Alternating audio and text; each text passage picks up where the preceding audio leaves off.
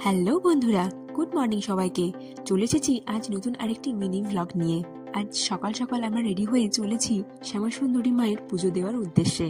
তোমরা যেখানেই থাকো না কেন, হাওড়া অথবা শিয়ালদা স্টেশনে তোমাদের আসতে হবে। হাওড়া থেকে এলে 12C/2 এই বাস ধরে তোমাদের চলে আসতে হবে হোমিওপ্যাথি মেডিকেল কলেজ। আর তোমরা যদি শিয়ালদা স্টেশন থেকে আসো তাহলে কিন্তু তোমাদের মানিকতলাগামী যে কোনো বাসে চলে আসতে হবে সুখিয়া স্ট্রিটে। হোমিওপ্যাথি মেডিকেল কলেজ থেকে সামান্য কিছুটা এগিয়ে ডান হাতে পড়বে একটা গলি, সেখানেই রয়েছে মা শ্যামাসুন্দরীর মন্দির।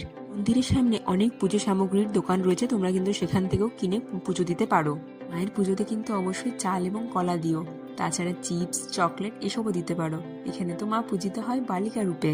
তোমরা যদি সকাল 11টা থেকে 11:30টার মধ্যে মন্দিরে পৌঁছে যাও তাহলে কিন্তু তোমরা প্রথম অঞ্জলি দিতে পারবে, এবং তারপরে 12টা থেকে শুরু হয় মায়ের ভোগ পুজো।